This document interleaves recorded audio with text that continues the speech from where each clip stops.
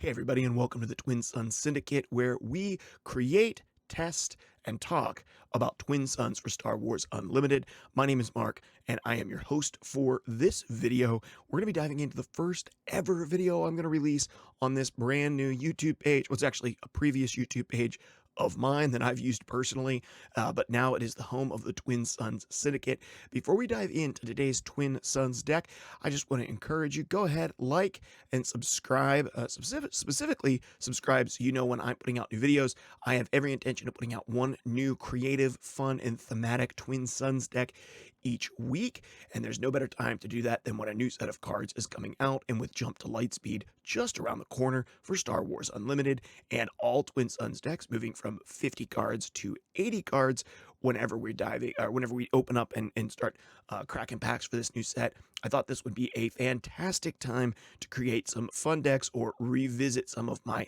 favorite decks. This deck that I'm going to show you today was actually created by a friend of mine. We invited him over to a Twin Suns Day, and I'll be honest with you, I've never won with this deck. I don't think my friend has won with this deck, but that's not because it can't win. It's actually because it might be, in my opinion, one of the most powerful, synergistic Twin Suns decks that you can play, which means if you're not careful, you get a lot of aggro from your friends who are around the table with you. Either way, it's super thematic, and it is super, super fun to play. It's been my favorite Twin Suns deck that I played. You get to play some of your favorite Imperial cards in it, some of your favorite iconic villains in this deck. And so, if you enjoy Twin Suns, or you're thinking about getting into Twin Suns with us in Star Wars Unlimited, with us here at the Syndicate, once again, make sure you subscribe. Let's go ahead and take a look at the deck. The deck that I am highlighting today, I am calling Long Live the Empire. Now, if you don't know much about Twin Suns, let me just give you an overview, because this is the first video. Twin Suns, you play with at least 3 people, and in a Twin Suns game, you choose 2 leaders that must share either heroism or villainy, and then you get to choose a base, allowing you to go 3 colors.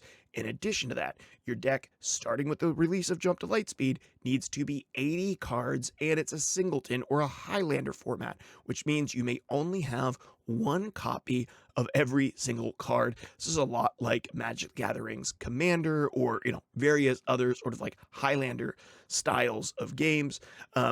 In addition to that, in a game of Twin Suns, you can never pass. You can only take the initiative token, the planning token, or the blast token ending your turn. The initiative token does exactly what you think it does, because it does the same in a standard game of Star Wars Unlimited. The blast token does 1 damage to each enemy base, and the plan token allows you to draw a card and put 1 card from your hand on the bottom of your deck. With all of that being said, let's go ahead and dive in. I'm going to do my best not to zoom in and out here and just scroll into my deck. Long Live the Empire. We're going to be running Grand Moff Tarkin alongside Gar Saxon. Now, this is a really interesting duo because they work together really, really well.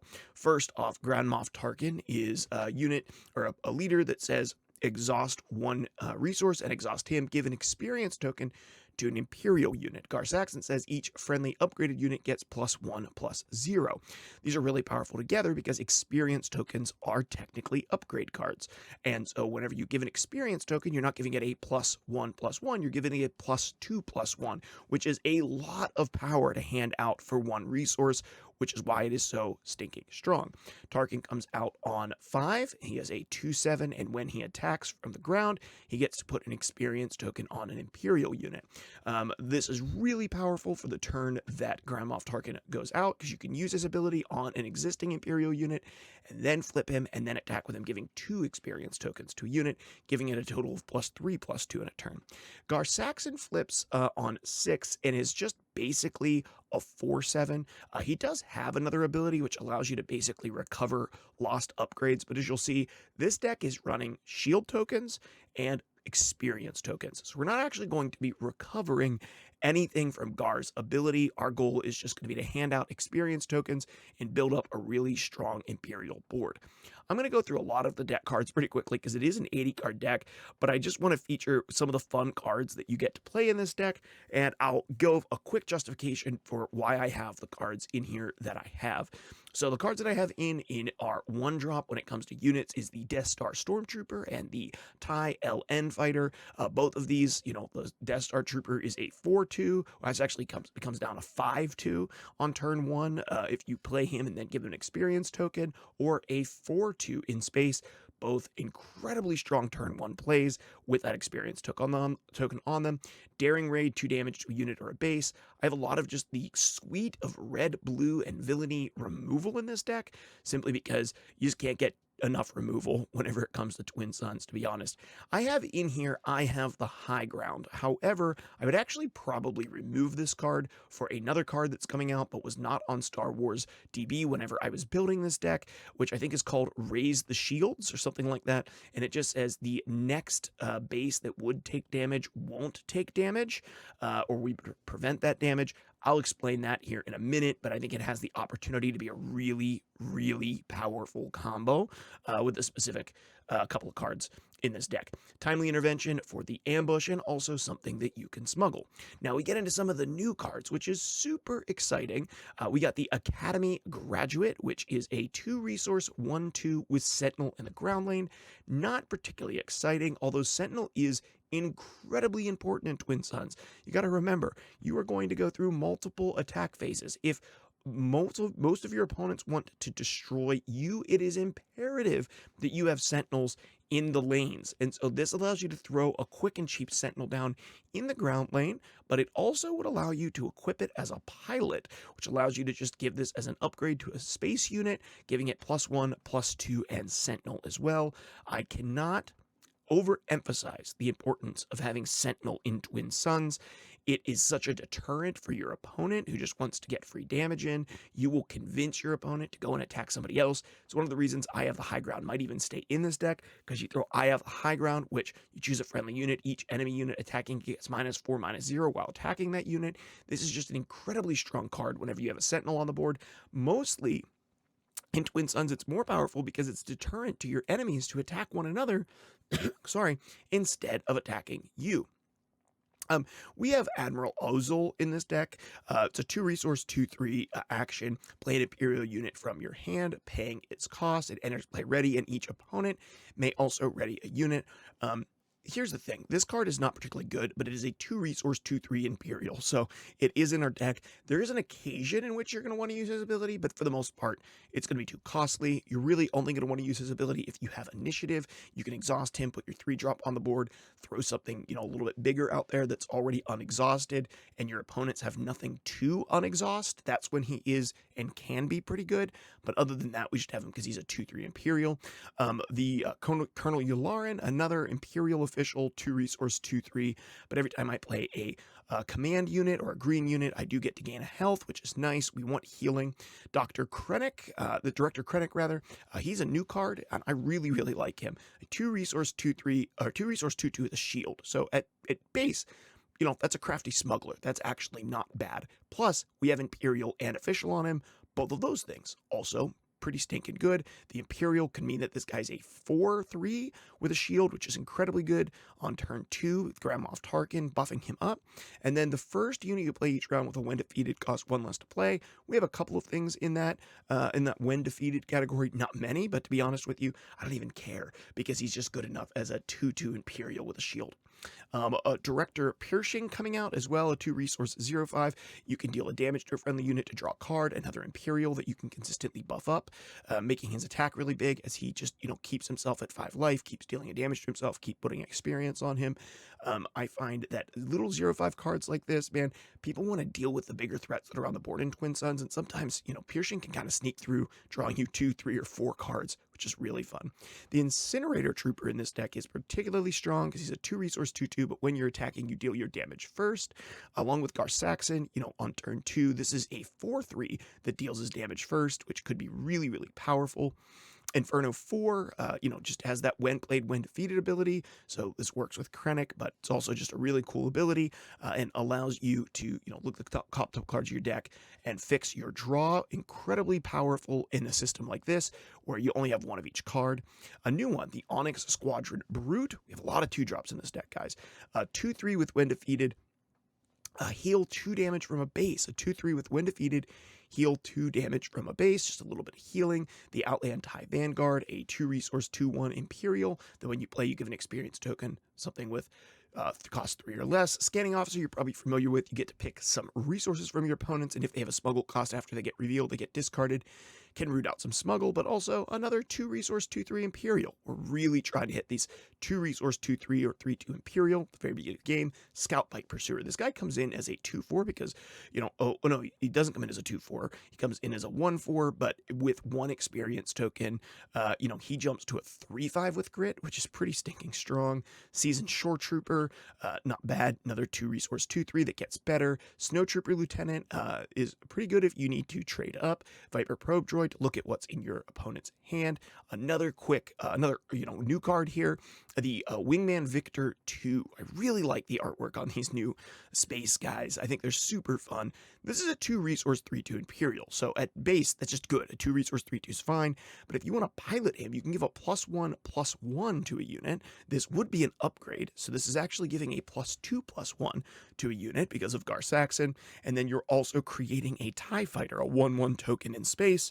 Seems pretty good to me. All of these cards, just really good early game turn 1 plays.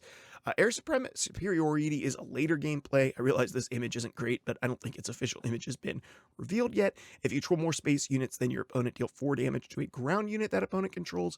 At times this won't matter, but here's the good news. There's always you have a higher chance of being able to use this card in Twin Suns because it's 4 damage to somebody that you have more space units than any opponent. So you just pick the opponent that is focusing on the field lane, the ground lane, when you have, maybe you have your Squadron Brood or your Vanguard in the early game, or your Inferno out, or some of your other space units that we're going to see here in a little bit.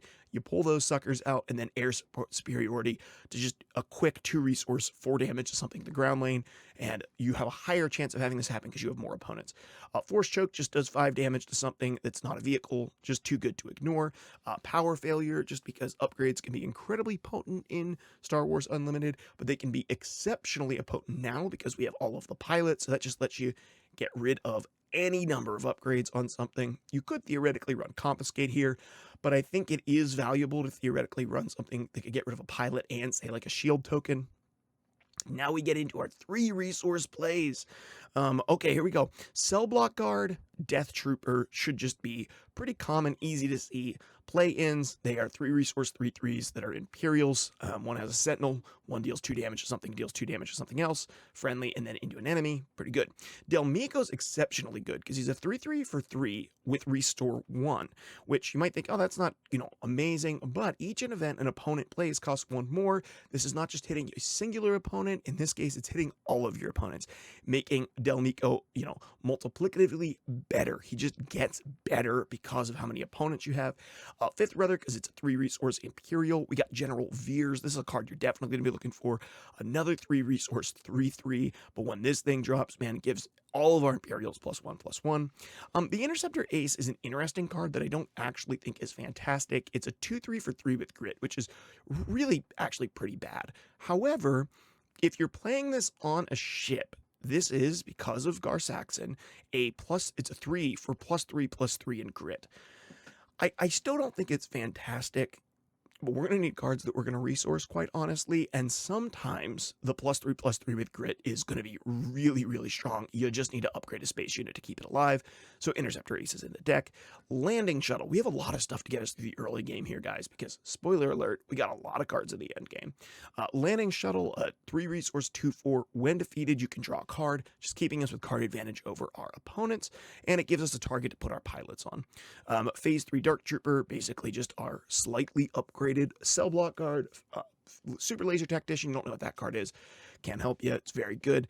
We have to be careful with the client because you're giving a bounty that somebody else can claim, so you just need to be aware of that. Bounties are not as good in Twin Suns.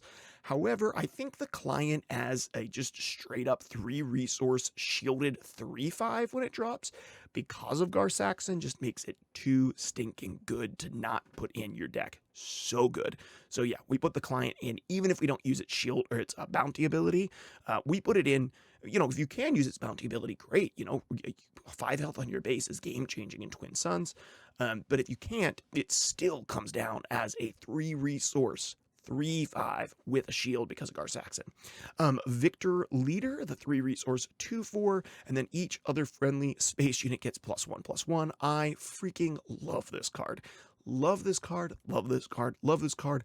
Love to see tribal tags and love to see sort of like board buff things. Super fun.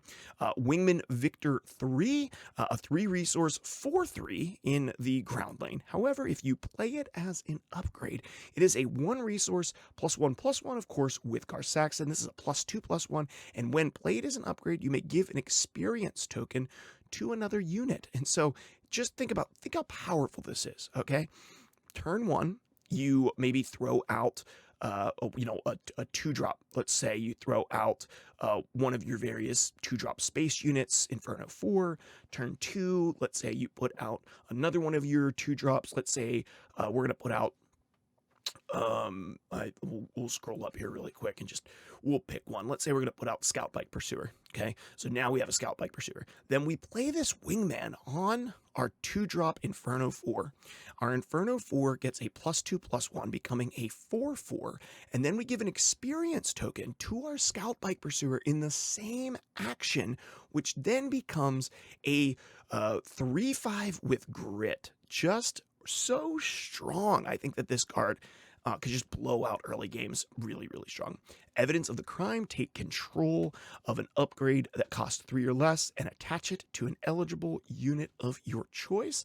Let you just go steal those pilots, steal those lightsabers.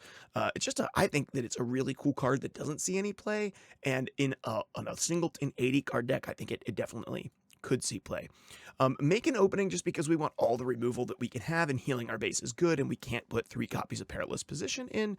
Merciless Contest. Each player sacrifices a non-leader unit, defeat those units, chooses a non-leader unit, defeat those units.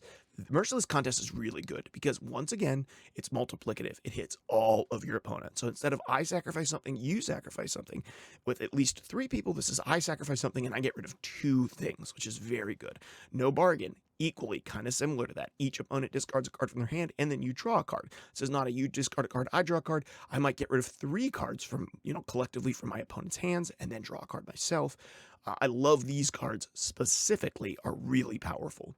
Open Fire, 4 damage to a unit, easy. Power of the Dark Side. This card is the most OP piece of removal in normal standard gameplay for blue or villainy vigilance.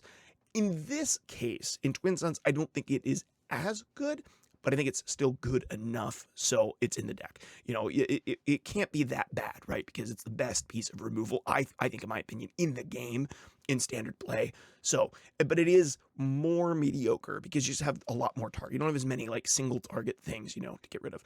A resupply, because you just run resupply if you're running green, because if you get ahead of everybody by just 1 turn in Twin Suns, it's game breaking.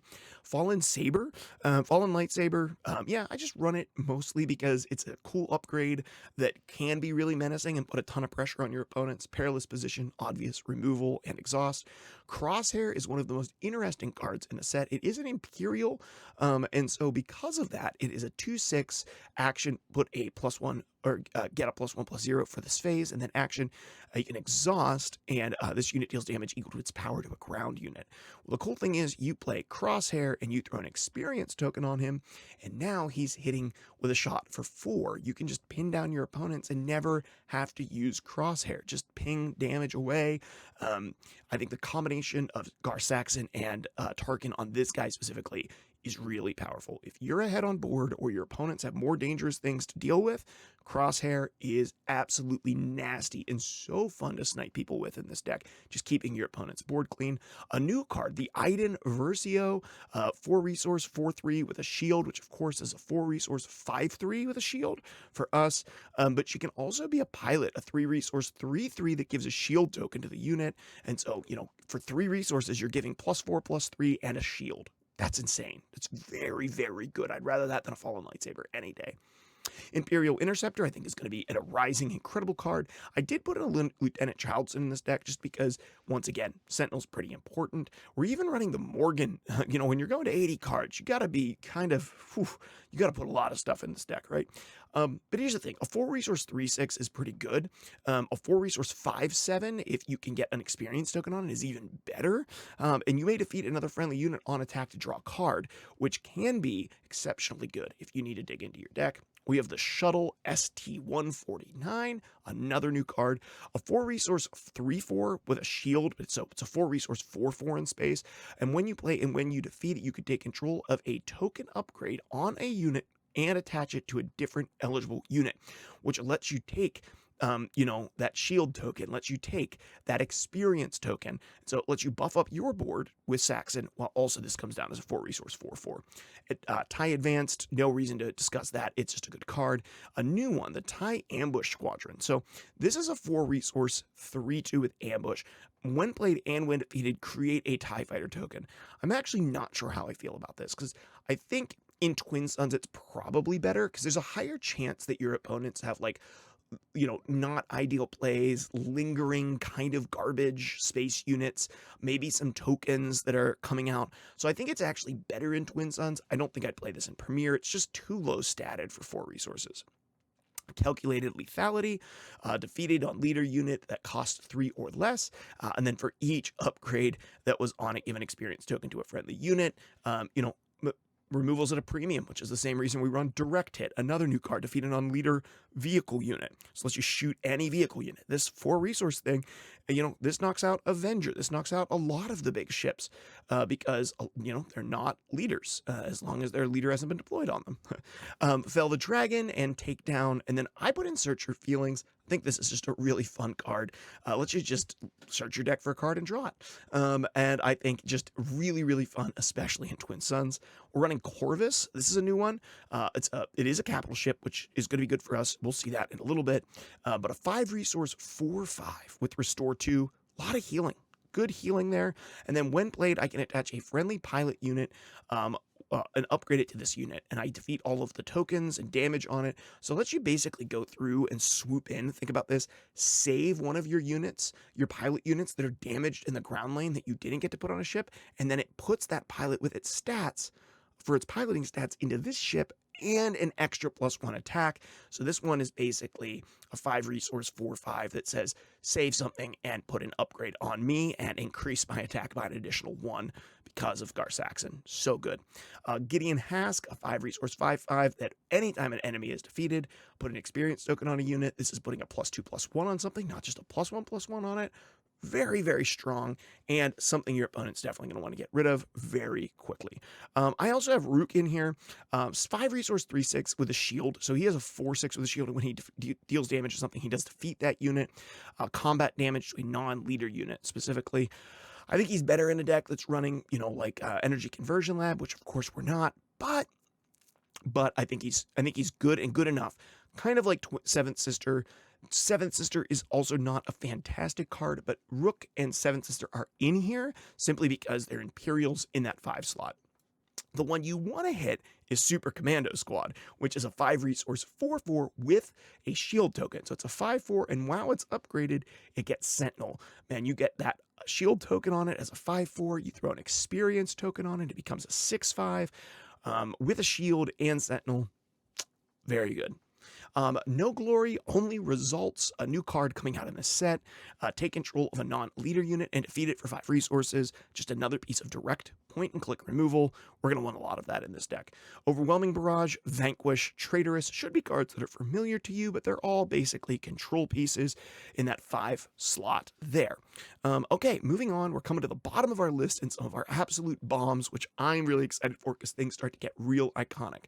We have the new Chimera, a 6-resource 5/6 vehicle capital ship Imperial. When played, you may use a when defeated ability on another friendly unit, and then when defeated, create 2 TIE Fighter tokens, giving you more things to toss your pilots on, but also, yeah, just flooding that board. And a 6 resource 5/6 is relatively good stats. We'll see that in a moment. One of the best cards in the game being Ruthless Raider, having a point less attack than Darth Vader, a new legendary card coming out in the set. This is a pilot. It's a 6 resource 7/7. So listen, a 6 resource 7/7 do nothing is realistically not very good. You don't really want to play it like that. You kind of want to play him as a pilot. I believe as a pilot, he is a 3 cost, +3/+3. So, of course, with Gar Saxon, +4/+3. And then attached unit gains on attack. You may deal 1 damage to a unit. If that unit is defeated this way, you may deal 1 damage to a unit or a base. So this allows you to ping some stuff off, throw a bunch of stuff around. This is allowing Darth Vader to shoot down into the ground lane. So yeah, Darth Vader on turn 2 on top of your Inferno 4 or something is really strong. Ruthless Raider shouldn't need any introduction. 6 resource 4/6. When play, when defeated, deal 2 damage to a base and an enemy unit. And then a Planetary Bombardment, a new one. I love this one because we are having, like, at this top end, we are starting to get a lot of capital ships, right? We got Corvus, we have Chimera, we have Ruthless Raider. And this says deal 8 indirect damage to a player. If you control a capital ship unit, deal 12 indirect damage instead. I think 6 resource for 8 damage isn't awful, but certainly 6 resource for 12 is very strong. Rivals Fall, yep, 6 resource, just remove something. Of course, needs no introduction. The standard command villainy, Darth Vader. And now, believe it or not, we're running Galactic Ambition. Now, you might think, what the heck are we doing playing this card? Wouldn't this just kill us? Just remember the card I mentioned at the very beginning about raising your shields that says choose a base, and the next time that base would take damage, it doesn't take that damage instead. Perfect. Okay, let's read this. 7 resource, play a non-heroism unit from your hand for free. Deal damage to your base equal to its cost. So the combo is you play that card that shields your base, then you play Galactic Ambition for 7, and you get down your Avenger, your Devastator, your Executor, your Crate Dragon, your Vader, right? Something, well, I guess Vader wouldn't make much sense, but some of these bigger, more expensive cards at the top end, you can do that with. Listen, this is just fun. You're playing Tarkin. You gotta play Galactic Ambition, right, guys? You gotta play it. So that's really why it's in there. We got the new Legendary Devastator. We're gonna have 2 Legendary Devastators, which is awesome. This is an 8 resource 9/9, so pretty big stat line for 8. And then you assign all indirect damage to opponents. You deal to opponents. You can choose where the damage goes, and then when played, you deal 4 indirect damage to each opponent. Once again, multiplicative each opponent, so it just gets better. Palpatine, 8 resource 6/6 with Overwhelm that deals 6 damage amongst units however you want. Very good. Super Laser Blast. You know, you're the only one with this. Clear the board. If your opponents aren't playing blue villainy, they ain't gonna have this in their deck. Avenger, when played and on attack, an opponent chooses a leader unit they control, defeat that unit. So from my understanding, you could attack somebody and make someone else sacrifice a unit, which is kind of cool. That is very, very cool, because it doesn't say the player that you're attacking, the opponent you're attacking needs to sacrifice a unit. So it adds a little bit of versatility. Overall, I think Avenger is not as good in Twin Suns, but certainly one of the best cards in blue villainy, so you got to play it. Crate Dragon for closing out the game. No introduction needed there. Devastator, no explanation needed there. Just a big walloping second Devastator. Oh, would love to see it. And then the newest card here as well is Executor, 11 resource, 12/12. Imperial vehicle capital ship. Huge with Overwhelm. Okay, there we go. Just like you know, some of our other top end cards here with Crate Dragon and Devastator got Overwhelm. And then when played, on attack, and when defeated, create 3 TIE Fighter tokens. Let you just absolutely swarm the board and end the game in your favor. Okay, guys, this is the entire deck. I've had a ton of fun putting this one together. I cannot wait to begin putting together a lot of really fun, super thematic Twin Suns decks for you all. So do me a favor, if you haven't yet, make sure you go ahead and subscribe to the Twin Suns Syndicate here. Become a member of the Syndicate and show some support by just hitting that subscribe button. I'm going to be putting out a video each week each week, going over a different Twin Suns deck that I've been brewing and checking out. And hopefully in the future, I'm also going to have some friends on the show talking about their decks and what cards they're excited for the Twin Suns deck that they are making. That's going to do it for this video. Thank you guys so much for watching. Let me know in the comments if there are a couple of leaders you'd like to see me experiment with next, because if you have leaders that you've been trying to get to work in Twin Suns, give me a pairing. I'll build a deck with any pairing that you give me. I'll pick one from the comments and I'll make a deck with that pairing in the next couple of videos. Thank you guys so much for watching and for commenting. I'll catch you on the next video.